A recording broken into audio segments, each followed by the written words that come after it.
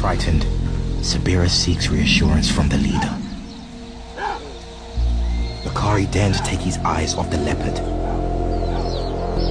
but the leader does nothing. So Bakari does the unthinkable.